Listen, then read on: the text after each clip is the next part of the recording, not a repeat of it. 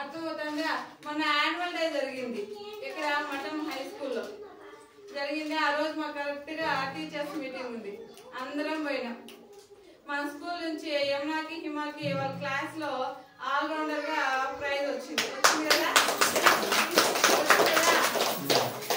కాబట్టి మేము ఎంత హ్యాపీగా ఫీల్ అయినామంటే మా కొలీగ్స్ కూడా మా స్కూల్ వాళ్ళు నాకు కూర్చొని ఇచ్చే తీసుకున్నాం. మా స్టూడెంట్స్ మా దగ్గర చదివిన వాళ్ళే అనేది హ్యాపీగా చెప్పారు. మాకు హ్యాపీనెస్ అనేది అది అక్కడ చూస్తే మాకు తెలుస్తుంది. ఇంకేం మీరు మాకు ఏం చేయాల్సిన అవసరం లేదు. మీరు అక్కడికి వెళ్ళిన తర్వాత చదివిన తర్వాత మంచి పేరు తెచ్చుకొని అక్కడ మీరు గొప్పగా ఉన్నారనుకోండి, మాకు అదే చాలు. అంతకు మించి ఏ ఉపాధ్యాయులు కూడా మీ నుంచి ఏది ఆశించరు. నెక్స్ట్ లాస్ట్ 10th క్లాస్ లో కూడా హిందూశ్రీ వచ్చింది మఠం హై స్కూల్లో ఫస్ట్. అవునా కదమ్మా? హిందూశ్రీనే కదా వచ్చింది. ఆ అమ్మాయి కూడా మా స్టూడెంటే. ఎంత హ్యాపీ వాళ్ళ పేరెంట్స్ ఎంత. ఆ రోజు మీరు కూడా వచ్చినారు కూడా మీ స్టూడెంటే వస్తారు మేడం ఖచ్చితంగా. కిషన్ రావచ్చు. కిషన్ ఈ స్కూల్ స్టూడెంటే కదమ్మా. ఈ school student Kishan. Next year కూడా విశాల్ రావచ్చు. కిషన్ లేదా ఉషా, అమ్మాయిలో ఉషా వస్తుంది, అబ్బాయిలో అయితే కిషన్ రావచ్చు 100%. కాబట్టి అదే చెప్తాను, మా పిల్లలు మా దగ్గర నుంచి చదువుకోపోయినప్పుడు అలాంటి గొప్పగా మంచి మార్కులతో వాళ్ళపై పాస్ అయితే మంచి స్థాయిలో స్థిరపడితే మాకు అది తెలిస్తే మేము ఎంత హ్యాపీగా ఫీల్ అవుతామో మీరే చూసారు. ఆ రోజు హిందూశ్రీ వాళ్ళు వచ్చినప్పుడు మేము ఎంత హ్యాపీగా ఫీల్ అయినాము. వాళ్ళ రిజల్ట్ వచ్చినప్పుడు, వాళ్ళ పేరెంట్స్ వచ్చినప్పుడు కావచ్చు. అమ్మాయి నేను మోడల్ స్కూల్ కి రాసినప్పుడు ఆ అమ్మాయి ఫస్ట్ ర్యాంక్ మిస్ అయిందనేసి ఆ అమ్మాయి ఆ రోజు ఎంత ఫీల్ అయిందంటే అంత ఫీల్ అయింది. ఆ విషయం కూడా మీకు చెప్పాను. ఆ అమ్మాయికి మండలం 5వ ర్యాంక్ వచ్చిందినా, మోడల్ స్కూల్లో 5వ ర్యాంక్ వచ్చింది. ఇప్పుడు 5th నుంచి 6th మోడల్ స్కూల్లో రాసినప్పుడు ఫస్ట్ ర్యాంక్ కూడా మనకే వచ్చింది. ఎవరు? సంజన వాళ్ళ అన్నకి.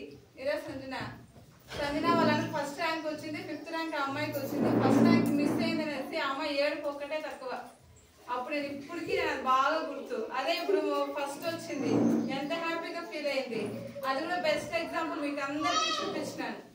అదే మైండ్ లో పెట్టుకోండి, బాగా చదవండి. మీకు ఇప్పుడు చదువు తప్పించి ఇంకేమీ ఉండవు కదా. ఏమన్నా ఉన్నాయి పనులు?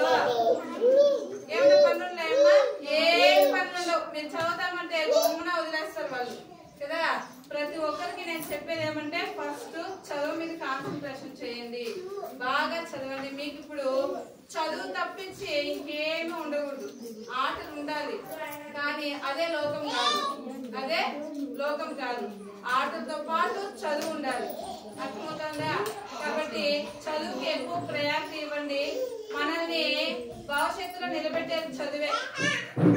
భవిష్యత్తులో మనల్ని ఉన్నత స్థాయిలో నిలబెట్టేది ఏది అంటే చదువు తప్పించి మనల్ని ఇంకా ఏది కూడా ఉన్నత స్థాయిలో నిలబెట్టదు. మీకు చాలా గోల్స్ ఉంటాయి, పెద్దైనా చదవాలి ఇవ్వాలి అనేది. అవును కదా? కాబట్టి ఆ గోల్స్ రీచ్ అవ్వాలి అంటే కష్టపడి చదవాలి. ఎక్కువ టైం కేటాయించండి. అర్థమైందా? మళ్ళీ మన స్కూల్లో నవోదయకి ఎగ్జామ్ రాసినారు, 5 మంది రాసినారు. అవునే కదా? 2 కోచింగ్ పోయినారు, 3కి స్కూల్లోనే కోచింగ్ ఇచ్చాను. సో స్కూల్లో కోచింగ్ ఇస్తే ప్రశాంత్కి ఎన్ని వచ్చినాయి? 60, 63, 73నా? 73 వచ్చినాయిరా. సో 73 మన స్కూల్లోనే మన టీచర్ కోచింగ్ ఇచ్చి స్కూల్లో చదివి 73 మార్క్స్ అంటే గ్రేటే నాకు తెలుసు. కానీ చాలా తక్కువ చదివింది, చాలా తక్కువ చదివినారు కదా, చదవలేదు. అదే అమ్మాయి ఇంట్రెస్ట్ పెట్టి చదివితే ఖచ్చితంగా సీట్ వచ్చింది. నిజమే కదా మేడం? ఎందుకంటే వాళ్ళు కోచింగ్ పోయి వాళ్ళు 80s లో తెచ్చుకున్నారు. అమ్మాయి కోచింగ్ లేదు, విత్ స్కూల్లోనే కోచింగ్. స్కూల్లో క్లాసులు వింటూ వీళ్ళకి 6 నెలలు నేను సిలబస్ చెప్పలేదు. మా స్కూల్ సిలబస్ చెప్పనే లేదు వీళ్ళకి. ముగ్గురికి కూడా కూర్చొని మరి నేను నవోదయం చెప్పిన. అదే హార్డ్ వర్క్ చేసినట్టే నేను వీళ్ళిద్దరూ కొంచెం డౌట్ గా నా అమ్మాయి ఖచ్చితంగా సీట్ వస్తుంది అనుకున్నా. కానీ అమ్మాయి చదవలేదు. నిజమే కదా ప్రశాంతి? చదవలేదు. చదివినంటే ఖచ్చితంగా సీట్ వచ్చింది.